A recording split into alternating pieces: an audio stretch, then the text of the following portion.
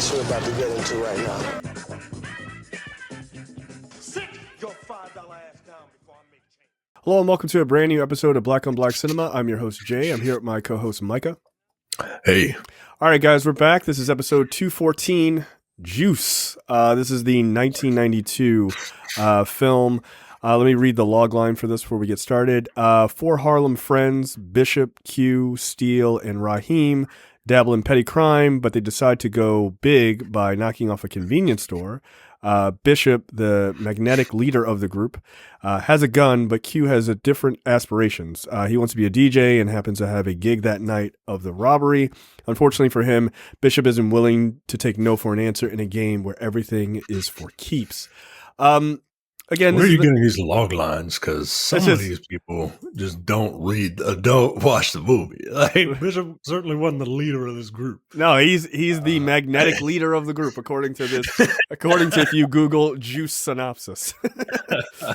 So yeah, look, this is directed by Ernest Dickerson. It's also a screenplay by him as well. It's like not based on a true story necessarily, but based on a bunch of stories by a bunch of people in that area. So he kind of formed his own story based on some real life situations.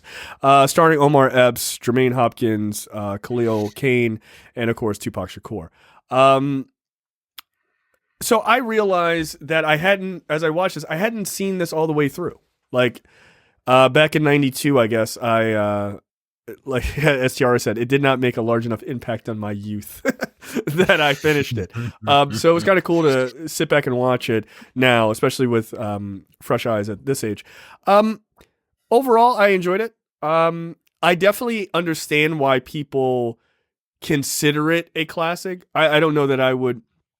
I'm biased, obviously, because I didn't see it fully at the time, but I don't necessarily put it at in the pantheon of like Boys in the Hood or like Menace to Society, but I can understand why people do. And I think it's largely because Tupac is very good in the role that he plays. Like he is. And he sort of is captivating as this troubled kid into literal psychopath by the midpoint of this movie. So yeah, I enjoyed it. I thought it was pretty fun. What'd you think? You will not believe where I saw this movie. I saw this movie in 1992 because my school took our class to go see it. Because this is not the same school that Mike and I went to. This is middle school. And surprised you graduated. It is because it's one of those scared straight movies. Oh, I see. You know what I mean? It's one of those movies where it's like there's a definitive message in this movie. Stay on the straight and narrow, or else you end up like Bishop. Right. I love this movie. This movie is great, and I think more people should put it up there with. I think it should be more widely known as one of these movies that you kind of. You know, if you're having trouble talking to your kid or something, just watch this and then just talk about it. You know what I mean? Like right. It's an excuse for parenting. Watch Juice. I mean, talk to me in an hour and a half. It's a gateway. You know what I mean? Yeah, no, that's a fair point. That's a fair point. Especially in the 90s, right? Like, how much did you love this soundtrack? I mean, the soundtrack is amazing. Yeah, it's really good. Problematic music and all. Yeah. Don't be afraid. No, that's not a don't play that song right now. That's not what that's about. Yeah.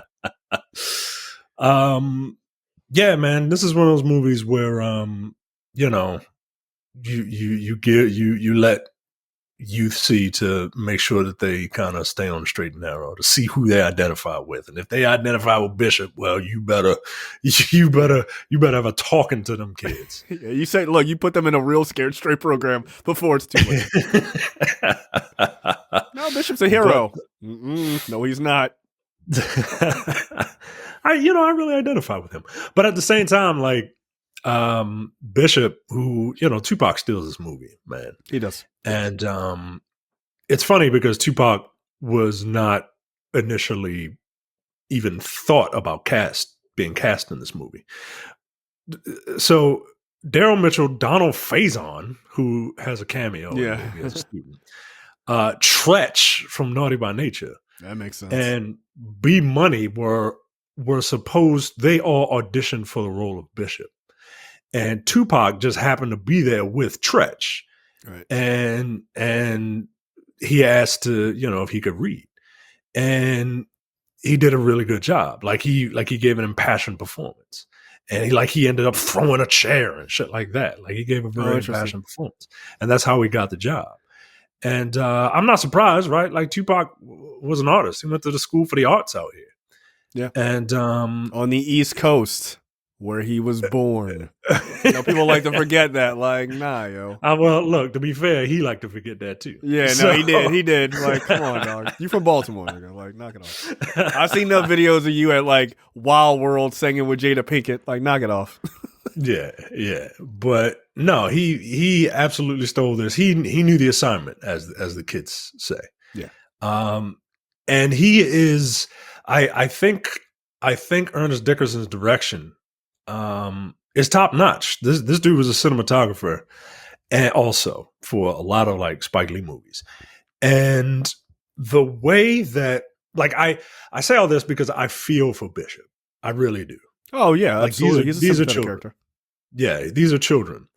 And at the same, like, while I empathize with Bishop, like, this movie is able to make me have a wide range of emotions for these kids, but especially for Bishop, because Bishop is kind of pathetic, right? He's kind of pathetic in the beginning. He gets this gun that gives him a little bit of juice, and he becomes terrifying. He's a psychopath. Like he literally a psychopathic character. That the speech that he gives to Q in the classroom hallway. Yeah, it's terrifying. Hallway. It's terrifying. Yo, that's the scariest shit ever.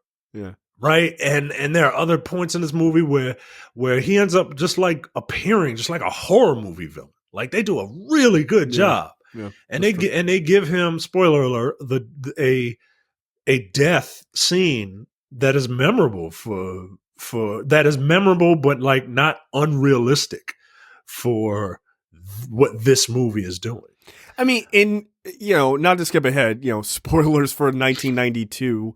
But yeah, his death is even, your point is very well heard. Like his death even feels like a horror movie villain's death, right? It feels like, because it's not definitive, right? Like it's like he falls off the building. Yes, we all know he's dead because he's not a superhuman person, but like it's like something that would happen to Jason or Michael Myers. Like they'd fall just into the darkness, and then it's like, all right, well, I guess he's dead, and then it's like Halloween 7, here he comes again, right? Like there's every death in this movie, the person gets shot and you see them lay dead, right? Like that, except for the guy who like tries to rob the bar that you just hear about him dying, right? Every other death, you see it happen. Like it is definitive. With Bishop's death, it's not definitive, and that feels, obviously, like, I know people are going to be, people half listening will be like, he really dead. Yeah, I know he's dead. But the point is that it's supposed to feel, or at least it feels to me, it's almost supposed to feel like he still lingers, right? So is he really gone? Yeah. Right? Like that's the point, right? That's the point, is that there are bishops out there everywhere. Right. Exactly. And we'll get into details a little later, but like some of the little sly cuts to certain things, and the fact that Bishop just kind of falls into darkness, right? Like that's what that character ended up doing, right? Like it's not subtle, folks. Like this character went down a dark path and fell into that darkness, right? Like this is a good old fashioned morality play. This is something that is trying to it's trying to speak to the youth, and it's doing it in a way that as an adult, like, yeah, I see this stuff. I get it. Right. But as a youth, you may not understand it, or you may not get some of the metaphors, and hopefully you kind of hopefully that opens up dialogue. So yeah, man, like I understand now why we saw this in school. And this is, yeah, man, this is an excellent movie. I absolutely love it. I'm debating. Oh, I told my wife, I said, man, the movies from my youth, I don't know if they helped kind of scare me into not being in a certain situation. Right. But I think it might have played a part. Now, you know, my surroundings, my parents, right? Like they played a bigger part, right? Of course, right? I'm not saying you ain't living in the hood. I'm not right. I lived in Pikesville, right? Yeah, like, right, that's right. not, you know. Nah. But at the same time, like it's not like I wasn't offered drugs as a kid, even at fucking Pikesville, even in Pikesville. It's Oh, not I like know wasn't you. I offered know something. you were out there. I know you were. Get out of here. I know. You know, so it's, but, and look, I'm not saying like movies should raise your children, right? Like that's how you get like No. man children, right? Like, Yeah. no, but what I am saying is this is what art does. This is what good art It's supposed does. to. Yeah, absolutely. It opens up a dialogue, and you know, I got a couple boys. I'm trying to, and I'm new to this. You know what I mean? Like I always wonder, how am I going to do this? How am I going to, you know, how am I going to raise these boys? How am I going to raise them right to make sure that they on the straight and narrow? Right. You know what I'm saying? Right. So, yeah, this movie's excellent, man. This movie's excellent. Yeah. Look, it's interesting because, like, one of the things that I find that I do find very, very well done about this. Yeah, I caught that. One of the things, that's what you get. One of the things, you have to really be paying attention. One of the things that I really loved about this movie is, like, besides Tupac's performance, and I think it is like, it is a standout as people say it is there has never been a movie, go with me people, there's never been a movie that breaks the idea of stop snitching better than this. Snitch on your friends. Like, yo, are you serious? Like, stop snitching almost got all of your friends killed. Like, never in the history. I know, like homeboys love this movie, and it's like a hood classic. I got no problem with that. I like this movie too. But you got to stop the stop snitching shit, because this dude killed your best friend, and y'all were just like, nah, don't say nothing. Nah, fuck that. Like, nah, yo. Never has a movie worked against stop snitching more than Juice, in my opinion. Like, no. And look, I get it, right? I get it. Like, you don't want to, you know, it's hard being a kid, right? Yeah. Like, you don't want to call, you know, you, especially at this age when you think you're grown, like you think you're a man, especially with these dudes in this situation, right? Yeah. Like, these dudes, you know, some of them got fathers that we see, some of them don't. Some of them are fathers. Like, some of them are fathers, yo. Like, which, like, I feel like they kind of glossed over that shit. I'm like, this feels like a larger story. You know, even though two of these dudes are like 26 and the other two are 17, like they're coded as high school kids. You know what I'm saying? So it's a weird time for them, because it's like, yo, we gotta be a man. But like, no, that's again, so I'm a proponent of keeping children, keeping young people young. Yeah. Like, don't look at 12-year-olds and think that they're 20. Yeah. You know what I mean? Like, yeah, I agree with you. Like, that idea, I hadn't truly thought about that until you brought that up with your son about, like, don't call him like little man. Like, I get it. Yeah, he's not a man. He's a boy. Yeah.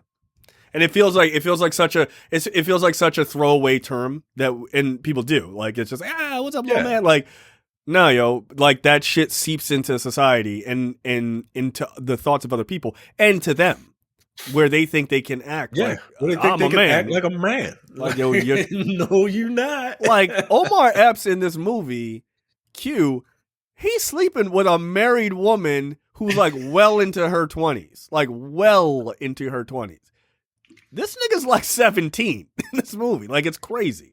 So, like, you're not a man, Like, that her ex-husband should have beat the brakes off of you in that I'd apartment. have beat the shit out of Omar Epps. Omar Epps was like 17 in this movie. No, yo, like, you're not gonna be Omar Epps like, yo, you're not gonna in just this sleep movie. with my grown ass wife, yo. We gonna fight. No, like, we gonna fight. If my ex-wife is one of the people from En Vogue, Yeah, nigga, we fight. We gotta fight. We fight. I'm gonna knock your ass in the next week. You better get out of here. Oh, what'd you say, young man? Hold on. Yeah, what you say, young man? I'm not asking you shit. We fighting in there.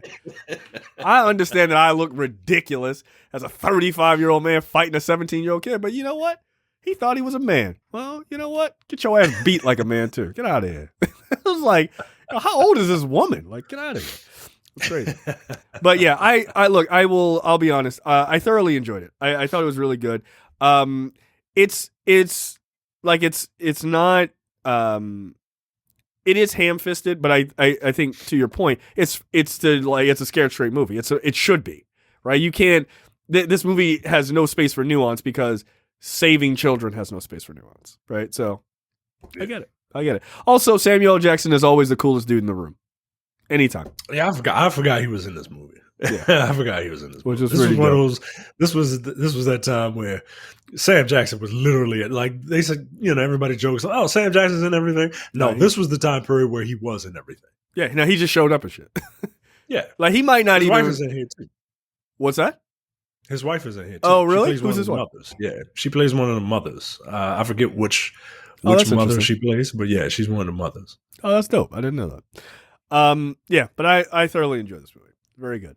The movie opens with a sort of an introduction to the four main characters, Bishop, Q, Steele, and Raheem.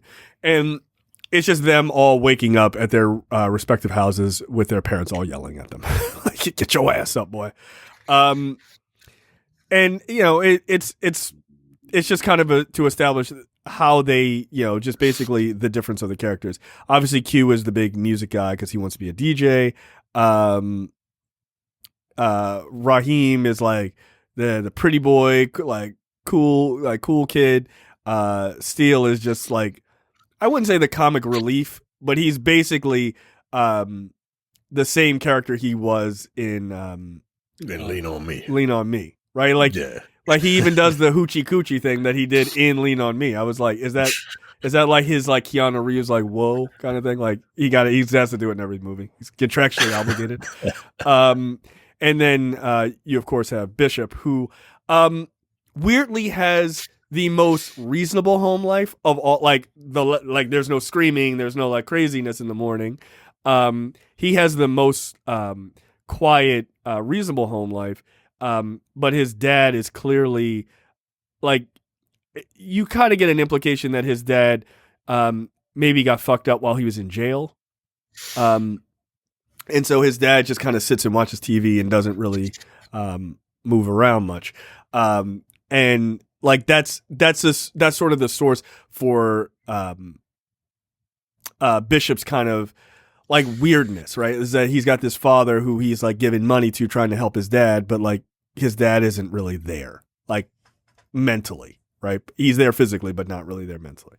So, yeah, it's just sort of for establishing shots, which is fine.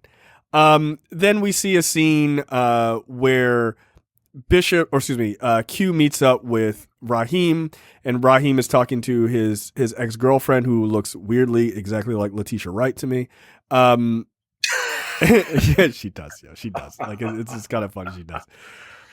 And you find out Raheem has a kid, and he's like, "Oh yeah, that's my son too." I'm like, "Son too? Ain't you 15? Like, God damn.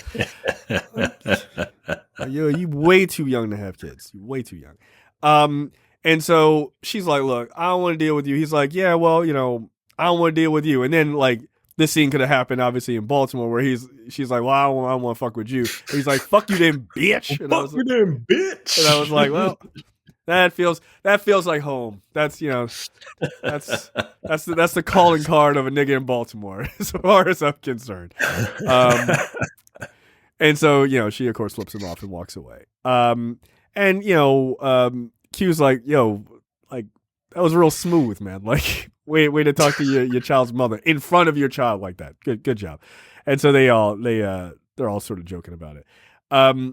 Then Bishop and they all meet up, but before they meet up, Bishop runs into this Rodimus, who is a local. He's got a gang or whatever, and it's a bunch of like local Latin dudes. There's Tretch. And Tretch. Yeah, just randomly like a bunch of Puerto Ricans and Tretch. Like, what the fuck? Yeah, as you do. I mean, I guess there's one in every group, right? Right. Like Tretch is the crazy one. Like he's the one. Like everyone else is Puerto Rican, so like if he made it in, he's got to be extra crazy. And so he gets harassed by Rodimus all the time, and like Bishop's kind of a punk. Like. Of course he is. I mean, of course how much shit you going to talk? It's like 7 dudes. Like, you'll get your ass beat. Like, I get it though, right? Like, I get it. Of like course. he's super insecure, and you getting punked out, by a bunch of people. Like, fight or flight kicks in, right? Right. And it just, and most especially young dudes, like they trying to fight, Yeah, they're trying to prove their manhood. Right, they're just trying to prove their manhood, like you said, and it's like I get it. Thankfully, I was never in situations like this because I don't know what the fuck I'd do, and the fact that I don't know what the fuck I would do probably means that I would have fled because I ain't trying to get my ass beat, if I'm being perfectly honest. Look, there's gonna be a lot of people listening and watching this, and gonna tell you, nah, I'd have fought all 7 people. Those niggas are lying. Like, yeah, you would have got your ass lying beat. Dumb. Yeah, right. Dumb, it's just intelligence. You're just either lying, or you're too stupid to get out of the way. I'd be like, nah, it's cool. Oh, here come Rodimus. I gotta go. Because I'm not getting beat by 7 niggas in 10 bullets. Like it's just not gonna happen for me. But there is sort of foreshadowing to a later moment in the movie. They've got Bishop hemmed up like in front of this convenience store, and they're like threatening to kick his ass or whatever. All the Latin dudes in Tretch, and like right before shit's about to pop off, like Bishop sees Q and Raheem like across the street, and then he kind of smiles. He's like, "Yeah, my boys are here." And so then he starts like talking mad shit. He's like, you rice and beans eating nigga, like get out of here. I was like, all right, you might want to wait for them to get across the street because they can start beating your ass pretty soon. Like you might not make it.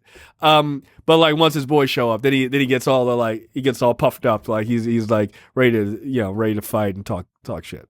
I get it. Again, there's strength in numbers. There's still 3 of y'all and like 7 of them. So I don't know. I did pretty good math. Like I don't really like those odds as it goes. Like, nah. I need a 1-to-1 situation or a 7-to-3 going the other way. I ain't trying to play zone defense. Right. I need man-on-man coverage. Right, exactly. Nah, 7 of them, we be all right. Probably not. Can they not fight? Because if they can't fight, then all right. But like, nah, if they got a semblance of how to throw a punch, you in a world of trouble. So while they're all like they're not even really fighting, they're kind of doing that like young people fighting, which is just yelling and pushing, and in this case, throwing tomatoes at each other, which is weird. The convenience store owner comes out and he starts like waving this gun. Get out of here! I'll shoot you! And they're like, oh shit! And they all run off. Like none of them really feel particularly all that scared because apparently that's probably happened before. Right. So they all run off. The three meet up with Steele and they're just like just hanging out. Like that's what they do. They don't go to class. I forgot to mention in the earlier part when they're all leaving the house, some of these dudes don't even take their book bag that has their books in it to pretend like they're going to school, which I found offensive. I'm like lie to me, just lie to me as a parent. God damn, like you just gonna leave your book bag at home to take your boom box? Like nah, knock it off. So then we get a scene where Steele is clearly lying about sleeping with some girl at this party, and they're like, oh yeah, yeah, you slept with Donna? Yeah. He's like, yeah, that pussy was good. Yeah, he's like, yeah, Titties felt like sand. It was like holding a bag of sand. Like he don't know nothing. And so he's like, yeah, they were like, oh, she still got that tattoo? And he's like, I wasn't worried about no tattoo. Like trying not to get trapped in a lie. It's like, I was out there doing the oochie coochie. Like, all right. Nobody who's ever had sex calls it the oochie coochie, my nigga. Like, knock it off. I think it was the previous scene. I just want to hop back because I just want to, this movie got some lines to it, yo. And Rodman says something to Bishop, and Bishop was like, hey, you better chill out. I could have been your father, but the line was too long. Yeah. I laughed out loud at that. Yeah. That's a pretty good line, yo. That's a pretty good line. That's not bad. It's a little mean. It's a little mean, but you know what? Fuck that dude. Good. Yeah, that's a pretty good line. Yeah, that's what I believe. Like he said that. That's what sparked that shit off. Yeah, when they started fighting. He saw that shit. He said it when his friends came. I was like, oh, all right. Like you feeling real bold. Real bold. Then the four head to the local arcade. And Micah, how upset are you that they're playing Street Fighter 1? Jesus Christ, that game is terrible. So the gamer in me was a little pissed because they're playing Street Fighter 1, right? They're playing Street Fighter 1, and in Street Fighter 1, yes, they have a 2-player mode, but in order to play with 2 people in Street Fighter, one has to be Ken and one has to be Ryu. And when Bishop and Steel are playing, one character is Ryu and one character is a computer enemy. Like he's not like the two of y'all aren't playing. You're playing the computer, but okay, whatever. I'll let it slide. This is your biggest ding for this movie. Like that shit's not accurate. Right. Also, come on, man. Street Fighter 2 came out in 1992. Y'all should be playing that, man. Come on. It's clearly a better game. Clearly a better game. The animation in Street Fighter 1 is horrible. Anyway, so yeah, dude, it like even on the screen it didn't show like it even showed like basically it was a computer. It was like an NPC. That's hilarious. Right. That's funny. So while they're in this arcade run by Samuel L. Jackson, incidentally, Steel is so into playing Street Fighter 1 for God's sake, that he just like the cops come in, chase everybody out, and the cops are like, "Hey, buddy, we're here. Could you stop playing this shitty game and just play the second one? It's way better." And so he, of course, that's me, by the way. That's me. I'm Steel in this situation. Too focused on fucking playing video games to know any better. Well, I mean, with recent news, that makes sense. I'm being an asshole. So the cops chase down Bishop and Q. They make it all the way to the roof. Look, I have this playing in front of me. You could just play hackety sax, yakety sax underneath us. It's so silly. But they eventually make it to the rooftop, and the cops are like, all right, black fellas, you're very fast. Give it up. It's over. And these two crazy niggas are like, nah, I'm just going to jump from roof to roof. I'd be like, you just take me in, dog. Like, it's not really that serious. Like, it's just, that, like, they make it seem like a large leap. When they jump, it's definitely not. But, like, at first, when they look down, I'm like, nope.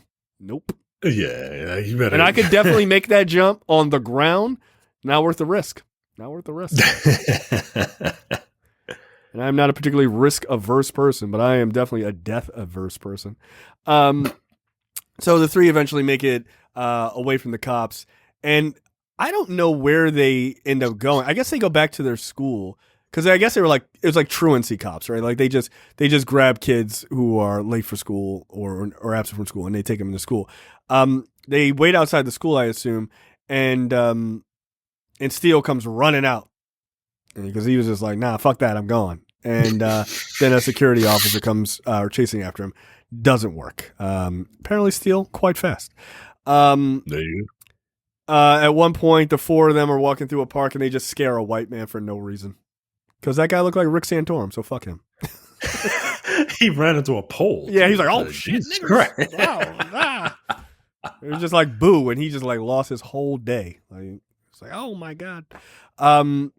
Good, fuck him. And so the four are just kind of hanging out. Like they're just, as we would call them, they're just like four shiftless niggas. Like they don't do shit all day. Like they just really don't. They're like, hey, why don't we go to so and so's house? Like they got nothing to do. Instead of going to school. Let's go to the local record store and steal records. Yeah, again, as you do. You ever skip school, Micah? You look like that do I type. look like somebody? I'm wearing a sweater vest right now. Does it look like I skipped school? Yo, that's fucking hilarious. And to your point, no, you don't. You don't look like you skipped school.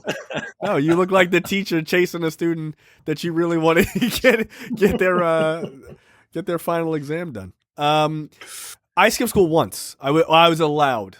It's not even skipping school. I was allowed to skip school one time. I did, and I had a major tragedy. I burned my arm incredibly bad that day, and I never skipped school again. Lesson learned. There you go. Yeah. There you go. Yeah, don't bump a black people back in the day. We used to use kerosene heaters because that's fucking insane inside our houses. And we used to a ghetto humidifier was to put a pot of water on top. And that pot of boiling water fell onto my arm. So that's cool. Well, there you go. Dude, I had a major scar on my arm. I still do. Yeah, I kind of fucking lost my arm, actually. Yeah, it was the one time. So don't skip school, kids, because you'll lose your arm. It's like the fucking Arrested Development thing, and that's what happens when you don't leave a note. So they end up going into a record store, and look, I'm not gonna lie. Yo, I burst out laughing at the scene. Of course you did. Yeah, I did. Yo, I know it's not. I'm not supposed to. I get that.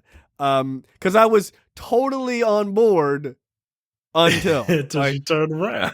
No, not even turned around until she opened her mouth. I was just like, whoa. That's what I mean. That's what I mean. Whoa.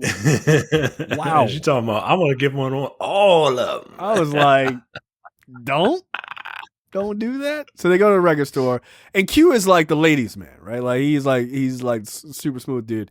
And he goes up to what seems to be this super fine woman working behind the counter, and she's like on a ladder or whatever, putting shit away. And then he's like, "Oh, excuse me," and she gets down, she turns around, and she's got the world's biggest gold tooth right in the center of her mouth. It's not for me. That's all I'll say. It's not a look for me. It's not a look for me. Otherwise, zero issues. She's very attractive, but that gold tooth is like, wow. Wow. Hey man, to Q's credit, he played his part. He played it off. He played his part. I mean, I feel like he wasn't really playing. Like I feel like he was cool with it. The look when she first turned around and smiled, I think that was him like, oh, because he gave her a fake name. He said his name was Ed. Oh, he also don't want to get caught for petty crime. But I don't know, man. That's a serious gold tooth, man. It's like, wow. It's not like grills and shit has never been a thing for me. It's not for me. It's all right. Nah, as someone that had braces and retainers and shit, nah, get that shit off your mouth. Nah, yo, you're right. I had to have that shit. You electing to get that shit done? No, get out of here. Also, gold teeth are terrible for you. They generally just rot your teeth. Incidentally, that's old man me talking. So my dentist has told me. Yeah, you're right. He does give a look like, hey. So yeah, he's talking it up with Goldie, and the other three are just stealing records. They're sliding records over to steal, ironically. And he's hiding them under a newspaper. I mean, if they stole 10 albums, they stole 100. Like, it's just crazy. And when they're ready, he just still just walks the fuck out. I used to do that. Yeah, you were a bit of a criminal. You had a criminal past. Yeah, I had an accomplice. But not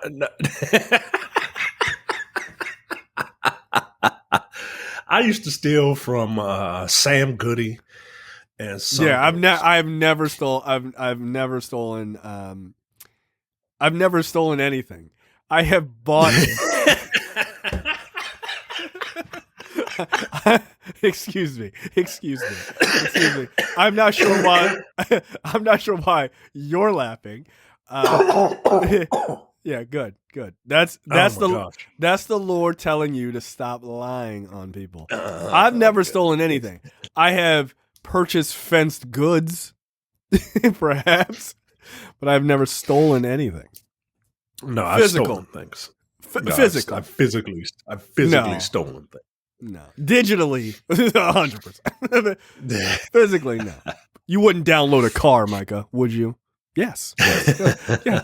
I would download a car. Who's asking these questions? I mean, we got 3D printers now. Right. Yeah. No, I would definitely download a car. What are you talking about? This is a stupid ass question. They thought they were clever as shit in the 90s. You wouldn't do that. Nigga, yes I would. What the fuck? So yeah, I never went into a store and stole things. That to me feels very bold. I mean, I definitely had a friend who worked at a place and would mark down items, and then I would pay for those marked down item prices. But I never stole personally. Stealing, I think, or even being the person who marks down the items, is repugnant, and I don't think people should do that. Horrendous. That's funny. We all pay the price. Well, no, we don't all pay the price. Others pay the price. I was going to say, we don't all do it. We? Some of us do. When they let other people into their organization, when it's supposed to be a 2-man operation, and then one of those dudes lets his best friend in on it because he knows that his best friend is responsible, and the other man in the operation lets somebody else in, and they are niggers, and niggers fuck shit up. They do. One nigga, all right, he's fine. He could be taught. But the second you getting another nigga into the first nigga sphere, it's like a reverse hive mind. They just get dumber. A reverse hive. and they fuck up your operation and get you caught. Yeah, that was a real sad thing to hear about. That's crazy. Anyway, my DVD collection was doing just fine. We was living, boy. God damn. Anyway, so they straight just steal a bunch of records. Things are going well. Again, just a bunch of petty crime. Then the movie starts to take a turn, right? Like this is what, about 20 minutes in. So then we're like, all right, here are the aspirations of villainy that Bishop has. So they're walking by this bar. Q sees this woman walking in, and because he is a pussy hound, he's like, I need to go talk to this woman. So he goes in, he tries to talk to her while she's on the phone. She was giving off some Queen Latifah vibes, and she was like, no nigga, get the fuck out of here. Then he sees his buddy Blizz. He's like, yo, what up, Blizz? Yo, well, yo, what's going on, man? Like, when'd you get out? And he's like, yo, I just got out. And he's like, all right, man, like, you taking care of yourself? He's like, yeah, you know I'm taking care of myself. Yeah, absolutely. I'm about to rob this place right now. He just pulls out a fucking shotgun and tells everybody to strip. And Q is like, and he's like, oh, you want in on this? And he's like, that's my exit. And then fucking bounces, which is the right move. Be like Q. That's the point of this movie. Q is he's a kid and he gets into petty crime, shit that kids do, right? Not condoning the petty crime, but he does have a moral compass. He does have some sort of barometer. And I think Steele does also, but he And comes out. I mean, Go ahead. I think they all do. I think Bishop is the only one who doesn't.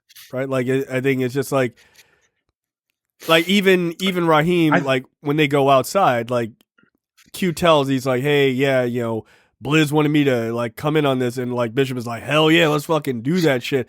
And Raheem is like, fuck no. Like he even physically stops Bishop from doing it. Yeah. Yeah, I think Bishop, I think he's like I think Bishop, especially in the beginning, is like a dog chasing a car, right? And what happens when that dog gets that car? And and we find out. We find out a little later on, but so they keep walking, right? They come up to they come around the corner, they see Raheem's girl getting in a car with somebody, and mental note for later. Then they all go back to Steele's house. Steele is making ham, the runniest eggs ever, and I guess that is some sort of malt liquor. Yes, I believe it is. What are you putting in the Old the English eggs? OE nigga, which is terrible. It is terrible. Do you put alcohol in your eggs and ham? No, I put alcohol in certain foods. Yeah, I know that's done, right? But yeah, but I'm not putting old English OE in my scrambled eggs. Like even the other dudes are like, yo, what the fuck is this? Like this shit is a mess. Yeah, it looks gross. I'm not eating that. Like don't put beer in breakfast food. That's fucking disgusting. So these dudes, they're here, and they're Bishop is like, I can't remember what Bishop was saying, but he's saying something to the effect of like, yo, I'm tired of being like where I am. Like I want more. So, well, what happens is they're watching. I forget the movie they're watching. But it basically shows the hero or the villain, maybe. He gives a line. I made it, ma, top of the world, right? And he goes out and basically in a literally like blaze of glory kind of thing, right? And he then sees on the news. They all see on the news that Blizz, the guy who was robbing the bar, went down in a hail of gunfire by cops. And so then Bishop is like, nah, yo, fuck that. Like, I want to do what I want to do. Like, I don't want to be running. We run from the cops. We run from the Puerto Rican gang with Tretch in it. We're always running. Like, and I'm tired of running. I want to like fight back basically. And I don't want to be a bitch ass nigga. And he just starts yelling at everybody else. And they're just like, what the fuck are you so mad about? Like, we have this delicious breakfast. Like, life is not that bad. Go ahead. I was gonna go forward unless you had something to say. Like they see that the dude who was in the bar was killed by police, and they're like, see, like if we'd have went, we'd have got shot. And Bishop's like, nah, yo, like we could have backed him up, against the cops. Right. Y'all have a gun with moxie. Right. Yeah, man, like, and Bishop and Q get into an argument, because it's like Q is like the voice of reason. Like, come on, y'all, like this don't make no sense. Yeah. And when brought with reason, the ignorant person will always be like, well, that's because you a bitch, yo. And it's like, what the fuck? Like, yeah, you got me.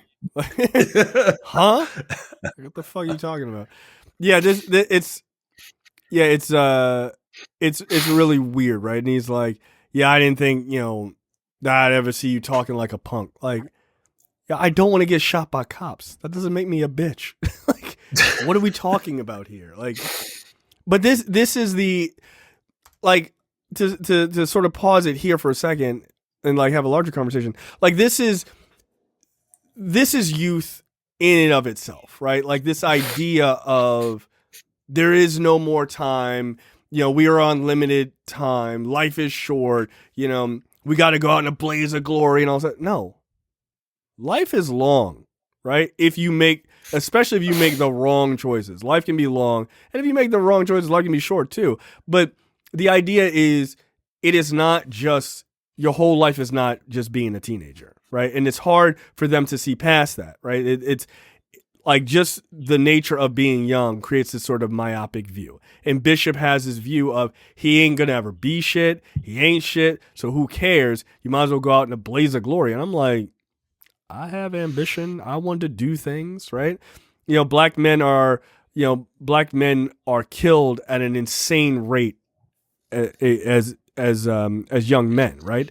A lot of black men have, you know, life expectancies in certain parts of the country that are like 25, 30, right? You know, 35 if they're lucky. So Bishop's perspective makes sense.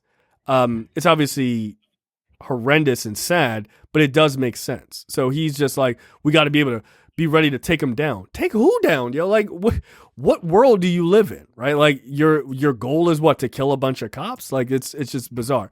But this is sort of his switch into, like, he goes from like this to sociopathic behavior to then psychopathic behavior by the end, which is really fascinating to watch. And look, to Tupac's credit, like, he wasn't this guy, right? Like, a lot of people thought that he was based on this role. Like, this is 1992 Tupac, yo. Like, this is 1992 Tupac, but guess what, yo? Like Tupac died in 1996. Like, 96? Yeah, yo. Like, he died in 1996, yo. Like, that's what I'm saying, Jesus yo. Like, Christ, that's fucking fast. Like, if you think about that for a second, like, this dude he's in his early 20s when he's playing this role. But he's playing a kid. And he is nearly the Tupac. He's almost the Tupac that we remember. But but we don't remember it because Tupac died. He was like 26, 27, yo. Like, he was super Tupac young. and Big, they never hit 30, yo. Yeah. Like, yeah, you're right. It was 1996. Jesus Christ. Yeah, man. And it just it's so wild to me, right? Because, like, this could be this character. Like, or he could have been this character. Like, in real life. You know what I mean? Like, yeah, he wasn't a serial killer. You know, like, that's because right. That's what Bishop ends up being. But he led a life of, like, fucking, he led a life of bravado and shit like that. Yeah, he did. You're right. And look, there's nothing wrong with, like, confidence and shit, but, like, yeah, you just gotta watch it, yo. Well, and he as in Bishop, not as in Tupac. I can't speak to his mindset as a person, but, like, Bishop thought he was invincible, right? And I can't help but think that part of this role bled into Tupac a little bit, right? Like, whether it was he was bringing out shit that was deep in him that he felt, or that role, like, sometimes, like, that happens to actors, right? Like, you dig into a role so much that it starts to affect you personally. Like, I kind of wonder. Yeah, he went method in this. Like, he wanted people to refer to him as Bishop on set. Right. So I wonder if, like, where the lines blur between his own, the Tupac that he really was versus this character, which is, like, it's funny when, not funny, haha, but, like, it's funny in a weird way. Like, when young people die, or, like, young actors die, that it's always like, these are the type of roles and things like that they pick, and they do, like, method shit right before they die. And it almost is indicative of their life in ways like that, or in the way that they die, right? Like, that he went out, how he was killed was such a tragedy and, like, fucking wild to know about. And then this character, to watch him sort of fall down this sort of rabbit hole so quickly, right? Like, from the first time he kills somebody to the time of his death is days, weeks maybe. Like it's not a lot. So it spirals so quickly. So it is kind of fascinating just how life works in that way. So yeah, Tupac is definitely, or he's definitely owning this role, and like Omar Epps is like a known actor, right? Like obviously not a super big actor at the time, but like has been in many movies between this time and now, right? Like we did a movie with him not too long ago, like, but in 1992, Tupac is eating his lunch in this movie. Like he's eating everybody's lunch. This is also Omar Epps' first movie. Oh, is that right? Is that I guess technically this is Tupac's first movie too.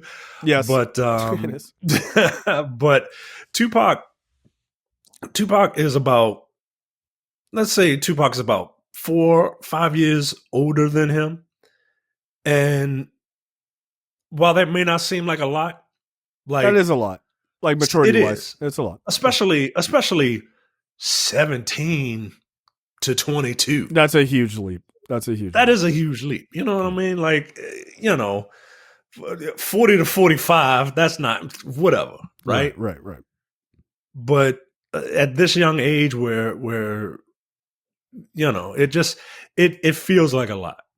Yeah, meanwhile, Khalil Kain is like 55 years old in this movie. Like, right. This nigga is old. And look, quite frankly, I don't know Omar Epps' upbringing, but Tupac might have had a more realistic upbringing in terms of this movie. Yeah, no, that definitely feels accurate. Yeah, which is one of the reasons why he could perform this role. Yeah, like, I feel like he's not really acting. Like, they're just like, yo, Tupac, why are you screaming at Omar Epps? He was like, yeah, just put this in the movie. Don't worry about it. Like, I don't like him. So then we see Q go over to see his girl, and Carlton from the Fresh Prince answers the door, and with a flat top. And apparently this is her ex-husband, Frank. And for some reason, Frank is wearing a jacket with elbow pads, and he isn't beating the brakes off this young nigga. So I don't really understand. Like, Micah, you're wearing a sweater vest. Like, this guy seems more your speed. Like why is he? No, I'm not getting cucked. I'm not getting cucked. Two, I'm not getting cucked by a child. Right? Like, yo, you 3, woman, you a pedophile. Get out of here, yo. Nah, yo, this ain't happening. We just gotta fight. Like, we just gotta fight. Yep. Like, we just gotta throw his ass right out the window. Get out of here. Ain't nothing you can do to stop me.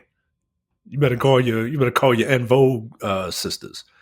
Cause yo. I mean, I was gonna make a terrible En Vogue joke and say like she was saying he never gonna get it. And that's why he left.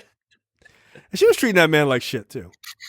She was like, here's your box of bullshit. Remember these boxes your punk ass wore? You're looking all silly. And he's like, what did he say? He had some line about like, yeah, like I feel like you're taking, help the youth a little too far. Some shit, or save the youth a little too far. I was like, all right, you gotta relax. You gotta relax, Frank. And then a 17-year-old child has sex with that guy's wife. Sad. I guess he wasn't putting it down enough. Then we see Q making his tape for his this DJ contest that's coming up. I just want to point out, friend of the show, Jaffa, who is a professional DJ, was like, "Oh, good. I'm glad you guys are doing Juice, so you can see Omar Epps' bullshit ass scratching that he does in this movie." See, this is like your Street Fighter 1 issue. Like this is his hill to die on. It's so funny because it's like we all have that, right? Like, especially if you like if it's your job to do something and you see it in a movie. Yeah. But like anything anything with computers drives me crazy in movies. Yeah, man. Like it's just funny. Like literally, no matter what the job, somebody somewhere saw a movie and was just like, "Yo, that's a bunch of bullshit." Right. Like, I would have never noticed how ridiculous the scratching is unless he had pointed out. And then I was like super looking for it after he messaged me, and I was like, "Oh, this don't even make sense." Like, he's moving knobs and shit, and like there's no scratching noise even happening in those moments. He's just like. I'm like, yo, you just gyrating. Like, that's it. That's then we see Queen Latifah just shitting on Flex Alexander, which okay, I'm here for. He would get upset and go on to play Michael Jackson in a biopic later on, wearing whiteface, which looks fucking nuts. I don't know if like. White people realize this? Probably not. Queen Latifah is one of the dopest fucking people on the planet, yo. Like, she always has been one of the dopest people ever. She always has, and she's always been a talent. And I'm glad that her talent, like she's one of those entertainers, yo. Like, she can literally do it all: sing, rap, act. Like, she's one of them cheat code motherfuckers, yo. She is. Like, she is. And that's somebody that I think deserves her flowers, and I think she's gotten a lot of accolades. Like, people know and respect Queen Latifah, right? They do. Like, she's definitely not a like people aren't like, oh yeah, and Queen Latifah's all right. Like, no, people fuck with Queen Latifah. Like, everybody, I would argue most people like Queen Latifah. They just do. Like, she's just a likable person. Like, she just super is. Like, I hate to think like this, but like, you know, just with like Sidney Poitier dying recently, stuff like that, like thinking about, because we're losing a lot of like we're losing people in our parents' generation, right? Like that we know are like superstars, right? Like, which is just wild to see, and it's kind of sad, right? Obviously, like Queen Latifah is like one of those people for our generation. Like, hopefully in a long time from now, when she passes, that's going to be fucking hard, dude. Like, that's going to be where people are just like, yo, I'm sad for days over that shit. Like, because you grew up with her, yo. You did. Like quite literally. Like, she's going to have an award named after her. You know what I'm saying? Yeah. And it's just like thinking about like black actors and artists like that, you just kind of like, damn, like that's kind of fucked up. Like, you know, time comes for every person, obviously. But like, that's going to be a hard one. Like, she is just that likable and just that fucking talented. Like, she just is. She's amazing. And I really honestly, like, I don't know anybody who's like, fuck Queen Latifah. Like, I've never heard anyone say anything negative. Like, just negative. Like, it's just crazy. I mean, I'm not gonna watch that Equalizer show or anything. Like, look, my parents like it. It's for them. Yeah, looks like ABC or CBS schlock, but it's that's on fine. CBS. Yeah, all right. Well, there you go. It's for them. Yeah. They are the demographic for that. That's okay. I am not, but nah, I love Queen Latifah just the same. So after going to the DJ competition, like tryouts or whatever, Q gets in. Like, Queen Latifah listens to his tape and she was like, yeah, yo, this is super dope. Like, you're in. Then he leaves the tryouts, and Bishop, Steele, and Raheem are like, yeah, we're robbing this convenience store. Like, nigga, what? Excuse me? On the same night as your DJ competition. I'd be like, can't go. Busy. Like, fuck that. Like, you scared? Yeah, I don't really want to go to jail. Like, it's not for me. And look, you know, it's very easy for us to say that. You know I'm 41. You're right. Yeah, I got confident. I got the I don't give a fuck gene at this point. It is in full mode. Like, you want to come rob a bank? No. You a bitch ass nigga? I'll be a bitch ass nigga, not in jail or shot. Right. But you know, these dudes have known each other since second grade. You know what I mean? Like, I get it. Look, I had a friend. Much like Bishop, not like murdering people like him. I don't give a fuck about you. Like, all right, nigga, then let me go. I'm out of here. Like, it's funny. You don't fuck with me? That's cool. Like, no worries. Like, I got it. But yeah, I had a friend like that, and that dude was just like on the wrong path. Like the first time I held a gun was like when he got a gun from somebody, and it was the same, very similar type of gun that they have in this movie. And he was talking about, yeah, we should stick people up. I was like, nigga, that is not for me. That is not for me, yo. No. Even then, I was like, and like I wasn't like, I have confidence in myself. I was like, yo, my mom will whoop my ass over this, and I'm terrified of her. And that is the right answer. Like, get the fuck out of here. But no, like I had a friend just like that, and as far as I know, like that dude, like my mom was like, no. You're done hanging out with that nigga. Like, that's it. Like, she saw that shit. Like, she was at a store that he came into, and she thought that nigga was there to rob the place. And she was like, that's the end of that friendship. You're done. I was like, you got it. Like, I mean, what the fuck I'm going to do? She was like, don't ever let that nigga in your car. Don't do any of that shit. And last time I heard, that dude was mixed up in drugs and going to jail. So, listen to your black mama. There you go. Like, fuck that. So yeah, the night of the robbery, they what they plan on doing is like they go to the DJ contest, and then they use the DJ contest as an alibi. So then they like jump out at a point, go rob the place, and then come back and hang out at the DJ spot. So we see Q. He's like going up against another DJ. And he wins, so he's going to be in the finals. Then while they're waiting for his part to come up again, the four of them roll over to the local convenience store that they hang out in front of, and they go rob the place. And everything's going fine, and then Bishop just starts feeling himself and just shoots the clerk in the back of the head for no reason. Just straight up murdered that guy. He didn't have to. He did it because he was like, he just wanted to. He wanted to see what it was like. He felt that power, man. He felt that power. You know what I mean? And wayward youth. And this is, this is what the gun rights people don't understand. There are certain people who just aren't well in the head. So easy access to a gun. Like, and you don't know who these people are. You have no idea. And it's not like these people are like,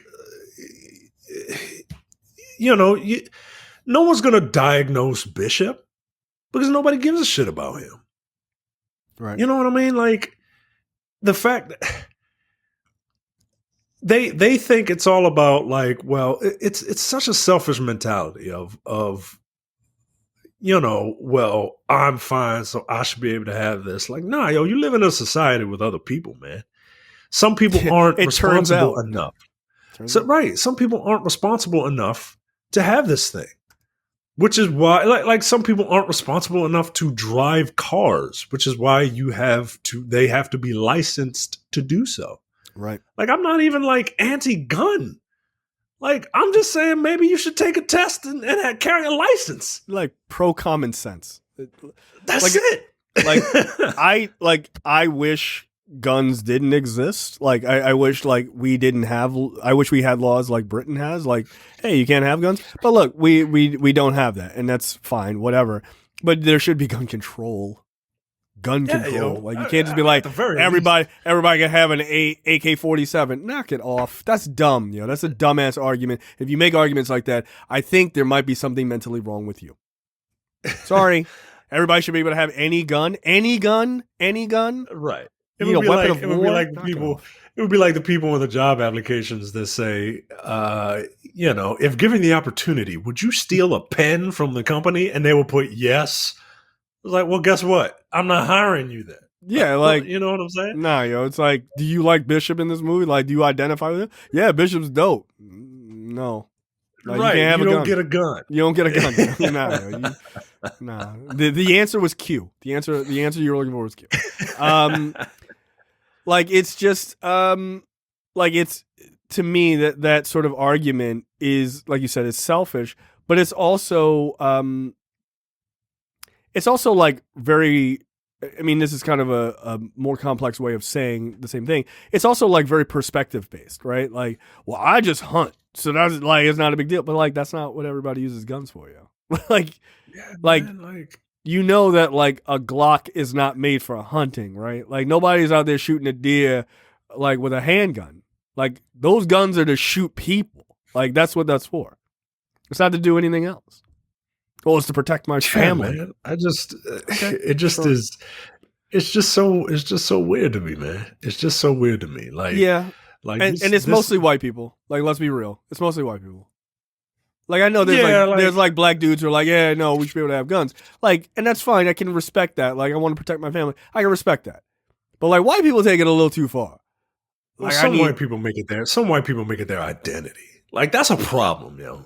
Yeah, like when you check out this owning a shirt gun I've got. your Like, identity, relax. like relax. there should be more to you than just your interpretation of the Second Amendment. You know? What Yeah, I'm and it's saying? by the way, Like- it's a poor one because you're not good at reading and understanding context or using commas. Just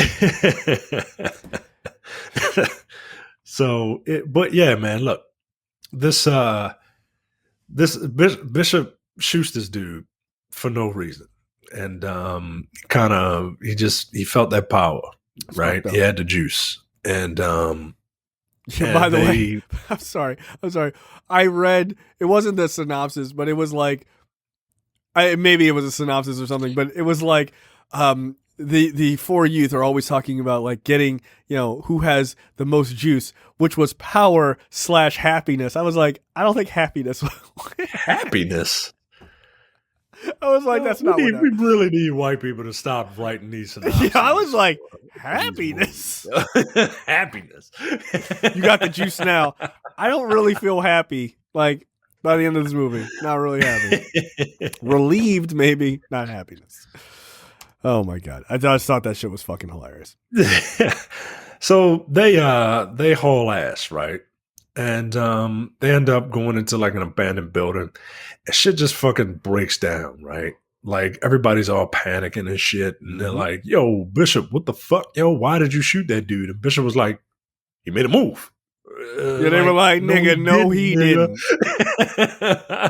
No, he didn't, yo, he didn't. And Raheem is like, he's the lead. Raheem is the leader, and he goes according to the just synopsis. Like, he not. He was like, yo, just give me the gun, yo. And Bishop's like, no, I got the gun, right? And and they, ain't nobody taking it from me, right? Like this is the precious, right? Like this is my precious. And they get into a scuffle, and I forgot. I knew Raheem gets shot, but I forgot how the scene shows it, because I thought it was a scuffle, right? And in the scuffle, while the two guys are close together, they shoot, classic trope, or right? goes off, accidentally or whatever. Nah, Bishop pushes him off, and reflexively or instinctively, he fucking points that gun and shoots him, And whether it's instinct or reflex, you can that's up for interpretation. But yeah, he shoots Raheem right in the chest. Yeah, and the other two dudes run, and Bishop starts to run, and then he turns around and picks the pockets of that dead boy, but not before Raheem gives one last like grasp, like right. I ain't dead yet, nigga. Oh, surprise. Yeah, it was. Yeah, that part was telling, right? Like that's the sociopathic behavior, right? You mistakenly kill your friend. Let's go with mistakenly. I'm sure that's what he would say, and but your instinct to go back, but you got to take the money, right? Like in that moment. And like when Raheem grabs him, like he's legitimately scared, right? Because there's moments of like he's still a kid, right? This is a terrible choice that he's made, and he's still a kid, but he still takes the money. It's just kind of fucked up, and it just adds a layer. It just adds a layer of like just awfulness to it. Tupac does a really good job in this movie, man. Like, He does. You could see it. The emotion is all there, right? Like you could see it, and in his movements, and in the wavering in his voice, and the way he's speaking. That he didn't want to, he didn't mean to, but maybe he kind of did, and he starts to flee, but it's like, well, shit. I mean, what's done is done. Like I got to get the money, right? Like, because I'm trying to make it. Like, or is it just flat out greed? Like, right. Well, shit is mine now. You know what I mean? Like, right. Or it's the other instinct, which is he's got to get this money for his dad, right? Which then makes him slightly sympathetic. Yeah, like he does a really good job, and the way everything is directed and shot, you can tell this dude was a cinematographer because this shit is shot like a horror movie, man. Yeah, it is. Like, these buildings with the tarp over the windows, it looks fucking scary. Everything is in shadows, but the way the light is placed to illuminate like specifically what you need to see, but everything is still in shadow. Right. This is it's well done. Please don't sleep on this movie, man. Don't sleep on this movie, folks. Yeah. Like, this movie is really good. Yeah, it is. Like, it's, that whole scene in sort of the abandoned building that you're talking about with the tarps and stuff, it feels like Candyman to me. Yeah, man. Yeah, it does. Then we get back to the club, and when we get back to the club, like Q is about to, like, he's getting ready to battle this other dude, and like these cops come in, and they snag up Steele and Raheem, Steele and Bishop, and then Bishop immediately was like, Q's right over there, like, fuck that guy, and so the cops are like, bring your ass on, come on, knock it off, and immediately Bishop jumps in front of the cops and like, yo, Raheem is dead. Somebody shot him. And he's looking at him in this like really bizarre way, kind of like, nigga, you know what's up. Like, don't fuck around. But it's also in a like very lighthearted way, which feels very like sociopathic to me. Like, it's just bizarre. I love this first person. It's a first person perspective, yo. And it's used to great effect, right? Because it's not like overly crazy with the camera movements. You know what I mean? No, like, because he's fucking scared and shit. But like you said, Bishop comes in and he's like, hey, yo, somebody killed him, yo.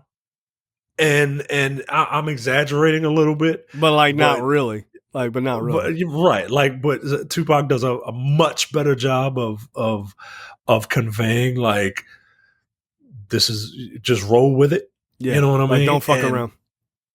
Right. Like, yeah, man. It's a real tragedy he died when he did. Because I think he could have actually had a pretty good career. He was a real artist, man. He was, yo. Like, he wasn't just some nigga rapping, yo. Like, he was a real artist, bro. Yo, like there's a reason people hold that guy in such reverence. You know what I mean? Like, right.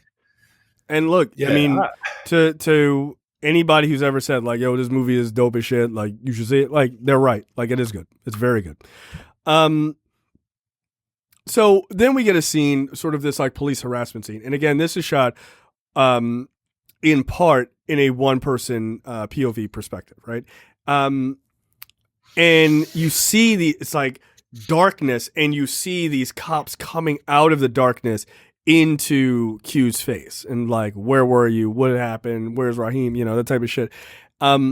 Which is really an interesting way to shoot the scene, but each character gets a totally different perspective. Clearly, Q is terrified as to what his future holds. Right, so they're giving the darkest, scariest perspective of these cops. Steele is crying. The cops are like in his face, like sitting next to him, like kind of yelling at him. But with Bishop, he's sitting there smoking cigarettes with them. They're laughing. He's talking about like running into an ex-girlfriend and all this other shit. Like they're keeping it super light.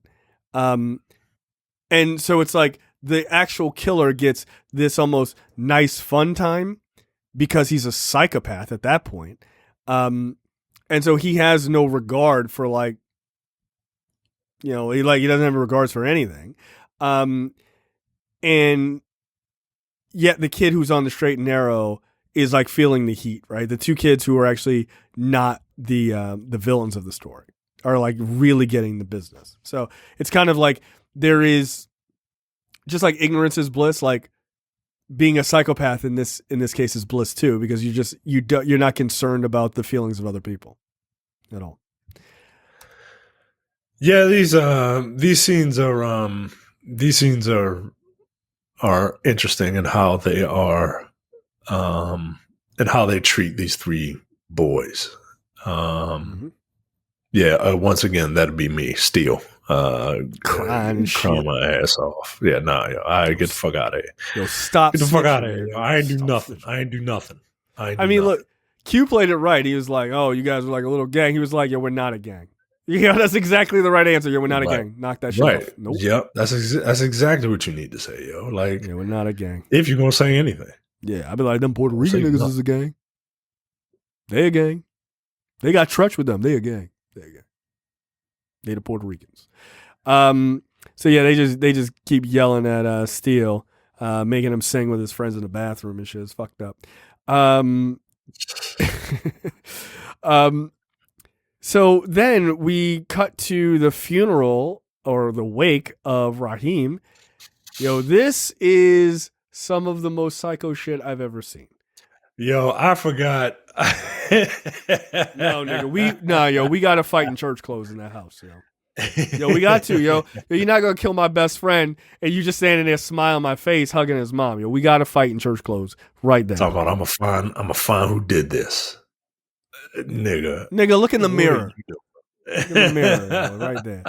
Letitia Wright, she there, she crying and shit. She got a baby, like it's fucked up. But you see Bishop come in, and he's like, he was one of my best friends. I thought of him as my brother. Like he's like talking to Raheem's sister, who was super fine, incidentally. Just cozying up to her, cozying up to Raheem's mom. Like it's fucked up. He's like hugging her. And meanwhile, he's staring right at Q. And like I would just be like, I just walk over and punch that nigga in the face. I'm serious, yo. I don't know that, like, yo, that's crazy to me. I forgot about this scene, yo. And when I was watching, I was like, God damn, Bishop was a fucking bastard, yo. He was an awful person. Yo. He's an awful person. You gonna sit there and hug the mother of the dude you shot and killed on purpose? That's crazy. That's absolutely crazy. So then. Q heads back to school, and there's a funny moment with Donald Faison. He's like, because he's trying to open his lock, he's like, "Damn, it's been that long." Like, yo, shut the fuck up. Which is, I can't imagine Donald Faison as Bishop either, yo. Like I just no. Donald Faison's always a comedic character. I can't imagine at all. Yeah, especially seeing him right there, like especially giving that comedic line. Nah, yo, get out of here. Nah, that doesn't make sense. Look, this is another excellent scene. This is a scene that is shot incredibly well. It's it's tropey, right? Like, but this is when Bishop becomes the horror movie villain. Yep. Appearing out of nowhere, right? Like Q opens a locker and he's just like blowing the dust off the books and shit. Yeah, he's like, damn, I haven't been here in a minute. And he closes the locker, and there he is, and there's Bishop. It's just like, what's up? Like that image is the image that I vividly remember from this movie. Is that locker closing and Bishop being right there? Yeah, I mean, I definitely remember the part of like, you're right, I am crazy. Like, okay. This quote, like he was like, "Yo, Bishop, you crazy," and Bishop was like, "You know what? Last time you said that, I was kind of tripping, right? But now, you're right. I am crazy. And you know what else? I don't give a fuck. The delivery of fuck is pretty great. Like, I don't give a fuck about you. I don't give a fuck about Steele. I don't give a fuck about Raheem either. I don't give a fuck about myself. Look, I ain't shit. And you less of a man than me. God damn. So as soon as I figure you ain't gonna be shit, pow, so be it. Remember that, motherfucker. Because I'm the one you need to be looking out for. Partner. Yeah. Nigga, that is the scariest fucking thing. That's a good delivery, as a 12-year-old boy. Yeah. That's the scariest fucking thing I have heard, man. Like, yeah. But it's also, you know, it's also very telling, right? Like I don't give a fuck about myself. Mm-hmm. Like, that's the point of that line. That's the actual point of that entire speech. That's the point of it. He doesn't care about himself. And right. And this should be a call to arms for parents watching this shit. Like, oh shit, like, my son said that. Like, yo, you need to care about these boys, right? To make sure that you need to let these boys know that they are somebody. Like, I hate to be preaching and shit, but like, that's what this movie is about to me. Well, no, I mean, but that's what the movie is really about. It's like, you have to make sure that these kids value themselves, right? Like, if they don't value themselves, then they are going to go down a path of destruction, self-destruction. You're headed for self-destruction. How do people not love that song? It had everybody in it. The 80s. But like, they, you know, it literally is this idea of looking out for young boys, right? We, you know, allow me to get on a small but very sturdy soapbox for a second here. Like, we don't make enough movies about that anymore. There was a lot of movies about that in the 90s, right?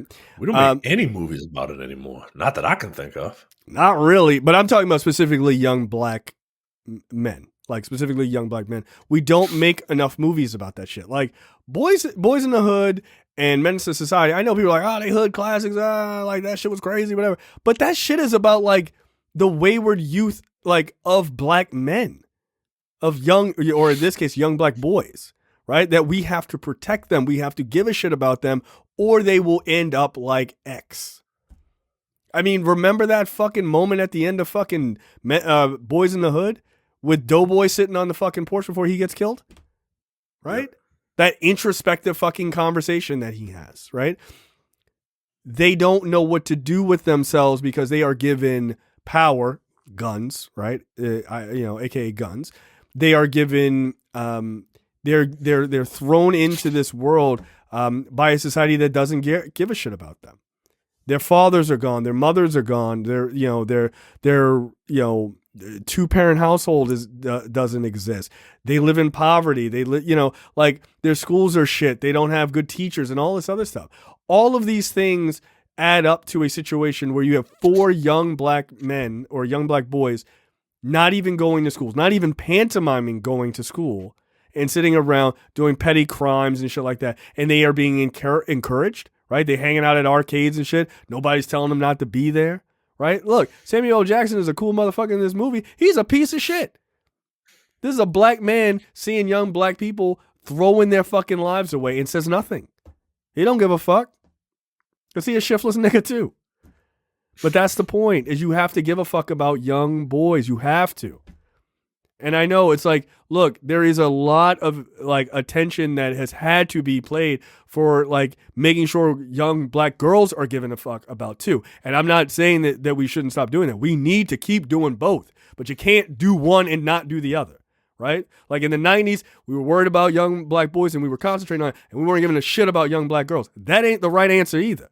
But you cannot forget about either one of these groups, because if you do, you lose them. Young black boys' suicide rates are fucking sky high. Young boys, period, are sky high. But young black boys are fucking sky high. We have to give a fuck about them. Whether you have one son or many, you have to give a shit. So, this speech by Tupac is great. It's great. It's fucking terrifying, but he delivers the fuck out of it. He really does. So kudos to him. Yeah, dude, there's a lot of emotion behind his eyes in that scene. Like, there's a lot. Yeah, like, man. personal emotion. Right? Like, you and I have watched enough movies, we've reviewed enough movies. You can tell an actor where he's like, they're giving it their all, and you can tell an actor's like, nigga, did you write these lines? Like, yo, because, like, it feels like you didn't even need to read what they wrote for you that day. Like, and it just doesn't feel like he's acting. It feels like he is pulling that shit directly from himself. And that's powerful. Like, and that deserves a lot of credit.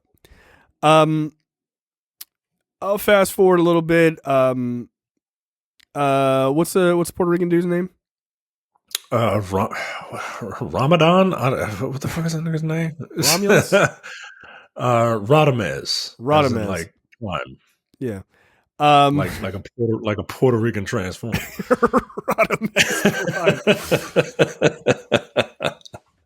Donde está biblioteca, nigga? So they approach Bishop, and look, I mean, he even says, "You ever see Chinatown?" Like, where he puts the fucking the butterfly knife in the dude's nose. So Bishop was like, nah, fuck that. I'm gonna fight back. Now, incidentally, this touches on the thing that we talked about earlier. When he's getting all hemmed up by these same gang, he sees Steele and Q walk up, and so he's like, "Hey, they're my friends," and they're just like, "Nope, fuck out of here." They backed right the fuck up and like turned around, leaving his ass to get beat up. And then later on, Steele's like, "You think he saw us?" He's like, Q's like, yeah. Like, nigga, what the fuck? Yeah, he definitely saw your ass. So the cops come and break it up. But Bishop chases Radames into an alleyway, and he shoots him. He fucking shoots the Puerto Rican guy who tips. Oh, fucking Radames. He did. Get it? It's a play on words. Yes, very good. Yes, we got it. So shout out to Rod and Karen. He fucking murdered that guy. So that would be the third person he's murdered in as many days. So then we see Q go and see Sweets, who got the gun for Raheem earlier. So he's like going to get some protection. He's like, I got $20, and he's like, all right, here's a little pistol starter. You can have that. She said that won't even get you a slingshot. Yeah, she gave, and then gives him a gun because she knows his mother. Yeah, she was like, "You dying his mother?" He was like, "Yeah." Like, all right, here's a gun, nigga. Protect yourself. They got a whole underground club going on down here. Jesus Christ. So then, then we see at one point, Steele goes to the arcade or the pool hall with Bishop, and Bishop's like, "Yeah, man, come on, let's go outside real fast." And I'm like, "No, nigga, fuck that." And then he turns around and fucking shoots him because I guess he figures, hey, I gotta clean up everything. By the way, if you're walking behind this is just a little life note, or if you're trapped in a movie, if you're walking behind somebody and they stop and start to give an introspective conversation and you know they've murdered other people, hit that nigga in the back of the head with a boombox that you got in your hand. Don't wait for him to turn around. Insist that they walk ahead of you. Insist that they walk ahead. And then crack that nigga right in the back of his head with a fucking stereo. Hey, get out of here, yo. Yeah. Wait for you to talk it up. No, I'm gonna get shot that way. No, I get off. So, like I said, Bishop is like, CMB, nigga. I was gonna. It's funny you said that. I was gonna go with, have you ever danced with the devil in the pale moonlight? Because of the way he like pulls the gun out, I was like, oh shit, is Joe chill? He shoots Steele. And then we see him go to the arcade, talk to Samuel L. Jackson, who apparently is the information broker. And he's planting the seed. He's planting the idea that that Q is the one that's going crazy, knowing that, like, you know, this is the hangout spot where all the information flows, right? And it's going to get around, you know. Yep. Meanwhile, Q is having dinner at his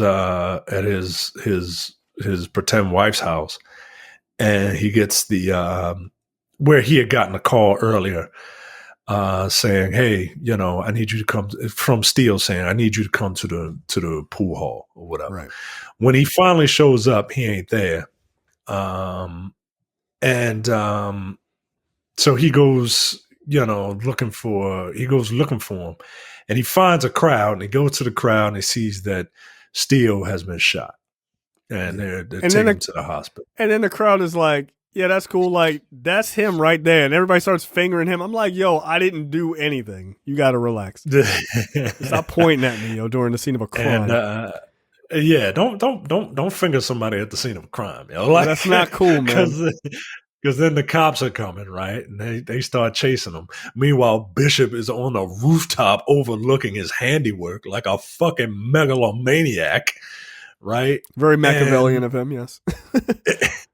And we cut back to the pool hall, and Q talks to Sam Jackson. He's like, "Yo, I need you. What's going on?" And Sam Jackson's like, "Nigga, what's going on with you? I heard you tripping." Yeah. And he's like, "No, I'm not tripping. That's Bishop." He's like, I need you to tell. No, his line was, "Yo, I'm not I heard you kill Raheem." He's like, "Yo, I'm not a killer. You know me since I was a little kid." He was like, "I've known a lot of killers since they were little kids," which I thought was a great line. Mm-hmm. Yeah. Yo was like, "I need you to get a message to Bishop for me. Tell him to meet me at so and so over at the yada yada, right?" And Sam Jackson's just like, "Hand out." Yeah, he tried to give him a high five. He was like, "Nigga, no money." Nigga, I'm an information broker. Nigga, I need money. I need to get paid. And then like he goes to wherever it's like 125th Street or some shit, and yeah. And which is like, and he's walking there, right? He's walking there, and he's paranoid. And a homeless person is there, and he pulls the gun out on a homeless person. The homeless person's like, "Yo, come on, yo, don't shoot me, yo." And he was like, "Oh shit! Like, I almost killed that dude. Yo. Like, I gotta get rid of this fucking gun." So he throws the gun away. We cut to because he's the good kid.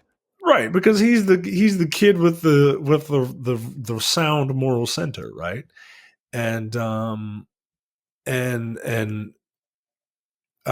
Steele is, you know, his job is to be one of the characters that is a casualty of, if you lack conviction, like if you don't say, like, I can't go with you to do this, if you just go along to get along. Right. This is what's going to happen to you. You could die. That's the lesson that he's there for, right? But we cut to him. Turns out he's alive. Q's pretend wife is there. She's a nurse or whatever, and she's like, "What happened?" And he's like, "Yo, Q shot me. He's trying to frame your underage boyfriend about it." I did enjoy the fact that, like, he caught her up on the entire story. He was like, "Q shot me. Q shot everybody. He's trying to frame Bishop, or excuse me, Bishop shot me. Bishop shot everybody. Bishop trying to frame Q." Like, and then he goes back to sleep. It's like, all right, we're all caught up now. Thank you. Those three statements, like, got it. Look, I appreciate the succinctness. Yeah, no, it's just like 1, 2, 3. As one of our drafting teachers told us in high school, you got to be clear, concise, and complete. And it's, you know, it's better than the, "Oh, I got to tell you my life story before I fucking pass out again," and shit. Right.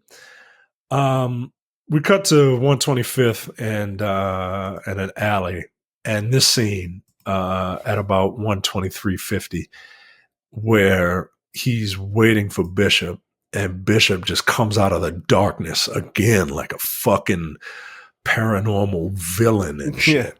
It's well it's done. Such man. a cool fucking shot, man. It's such a cool fucking shot.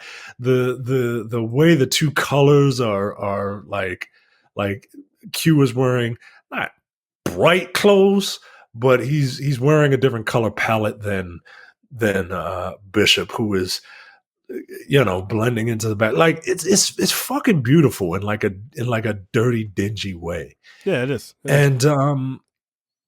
And he pulls the gun on him, and he's like, don't move, nigga. Like, and they go at it for a bit, and he's like, where the gun? Like, I threw it away. And he's trying to appeal to. Go ahead. No, go ahead. No, I was just gonna say, do you think that Q's tactics here to like sort of get out of this were very reminiscent of that cop who's been teaching people how to move away from when they have guns drawn on them? No, because fucking Q is trying to appeal to the psycho's humanity first. Never do that. Whereas that cop is just like, no, first you put the gun in your mouth, and then you pull the trigger, and then while he's trying to pull the trigger, then you punch him in the nose, and then like nah, yo. You're gonna get yourself shot listening to that dude, man. Like 100% of the time. No, just grab it. Just stop the bullet with your hand. Like, nigga, that's not a way to. All right, you gonna die. By the way, Q's move the skull is really hard. So if you shoot you in the head, you'll be fine. Just headbutt the gun is what I'm saying. Like headbutt the barrel of the gun. Like, all right, nigga, that's a mistake. Yeah, I mean, incidentally, the smartest move if you're gonna fight back for somebody who has a gun, hitting it out of the way and then immediately punching them in the face is the move, or kicking them in the balls. Like that's a pretty solid move too. What I like about this scene is Q is being chased by Bishop. Is that Bishop is a crack fucking shot.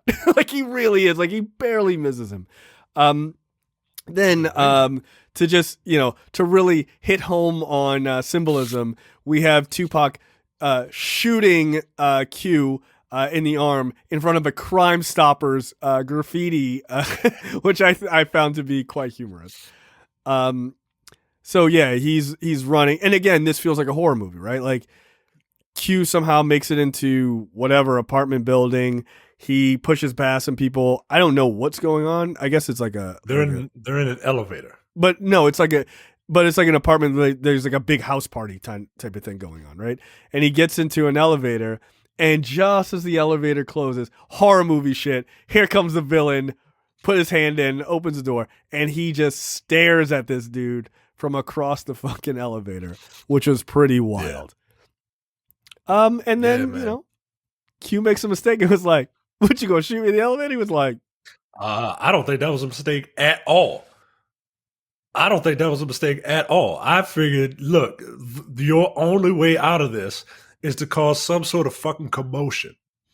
And fair enough. I think he made the right play.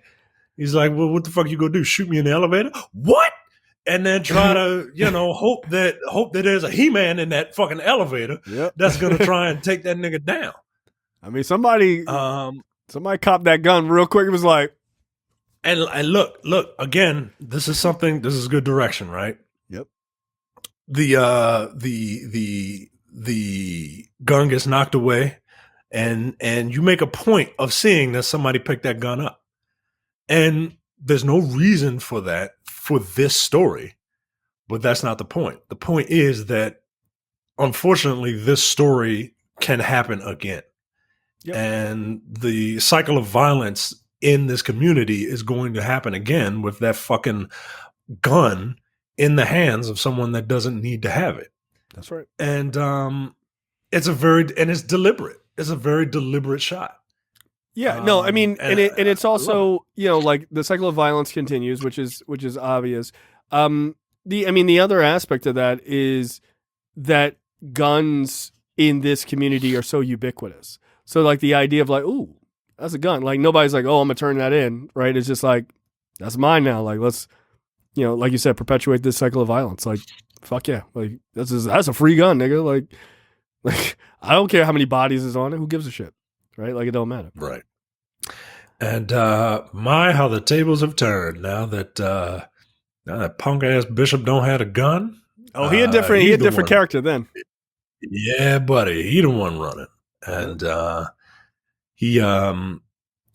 Q looks for him in this house party. Bishop runs up the fire escape. Q finds him, and again we get the horror movie showdown. Right, like they up on a rooftop, and it's a very epic place to have this fight. Right, for this urban setting. Yeah, go ahead. It's on this rooftop, and it's something like out of a video game level, right? Where like there are cover points all over the place. Right. There are blind spots and weapons, and weapons just strewn about. Like it's a fucking arena. It's Double Dragon. I mean, arguably, you have to fight your friend at the end. Fight for my love. One thing I will say, where Bishop seems to best Q is street fighting logic. Ain't no rules in no street fight. You hit that nigga with whatever you can find. He picked up a board at one point, a pipe at another point. Also, these people are not utilizing what I would personally do in a street fight. You have a lot of walls and floors around. Your goal is to hurt your opponent and then grab them by the head and smash it into the wall until they stop moving. At least that's how I fight. Like, I don't believe in fist fighting in a street fight. I'm going to try to fucking hurt you. And Bishop is like, no, I'm going to hit you with a pipe. Now, that makes sense to me. That's about right. It does make sense to me, but like in movie world, like villains fight with guns and heroes don't. Well, villains fight with weapons and heroes don't. You know what I mean? Like I get what they're trying to do. Dumb heroes. Bishop still needs some sort of weapon to fight our hero. You know what I mean? Because he's less of a man. Yes, so obviously. Mm-hmm. But because in a straight fisticuffs, you see Q just whooping up on his ass. Yeah, now Q knows how to fight. But Bishop ends up getting the pipe, and then I guess because the board broke and the pipe ran out of uses, so it'll just fall out of your hand like in Final Fight and shit. Right, it's nothing you can do. And, and you just find a piece of chicken on the ground. You're like, oh, I feel better now. And the two scuffle. Bishop gets thrown off the side, and Q is trying to hold him. And Bishop is like, "Don't let me fall, yo. Don't let me die, yo. Don't let me fall. Don't let me go down this wayward path. Save me. Don't let me fall into this darkness. Save me." And to Q's credit, he is trying to save him because he is his friend, yo. But not if that was you. You can't. He you killed my friend and you shot my other one, yo. He's like, help me. I'll be like, rock-a-bye, baby. Yeah, I don't pull the Batman. There we go. I'm not gonna kill you, but I don't have to save you. Yeah, like no, he should have if you wanted to write this movie poorly, like here's how you write this moment very poorly.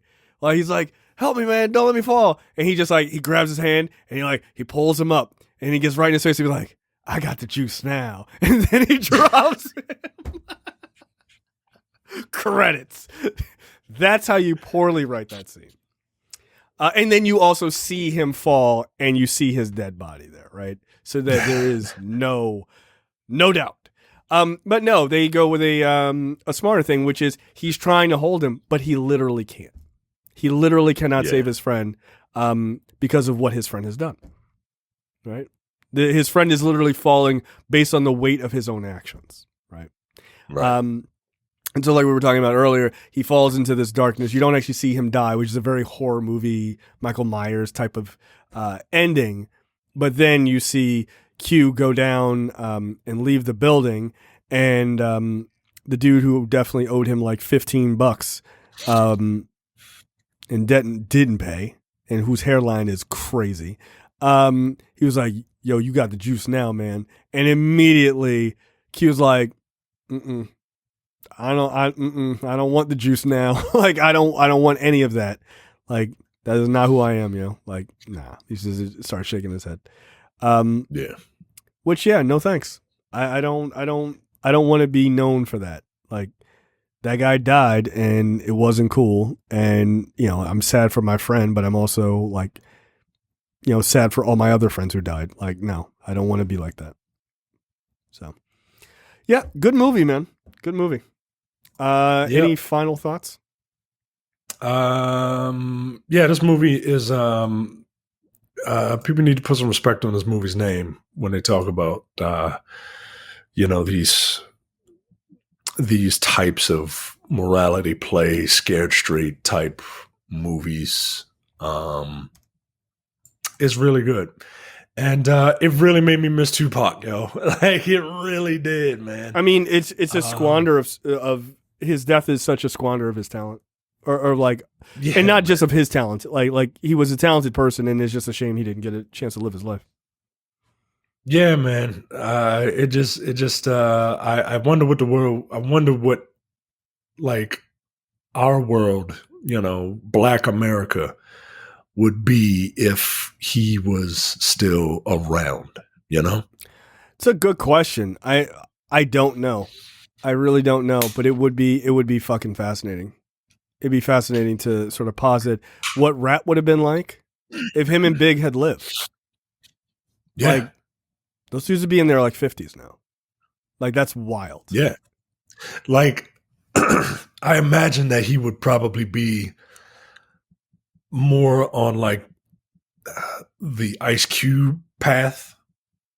Yeah, that's probably about right. Where, yeah, well, I think he would. I think he would kind of go down that route, and not necessarily like the Snoop Dogg path. You know what I mean? Like, look, everybody loves Snoop Dogg, yo, but like, yo, that nigga is a sellout, yo. Like, not a sellout, but like, yo, he will put his name on anything, yo. You know, you can.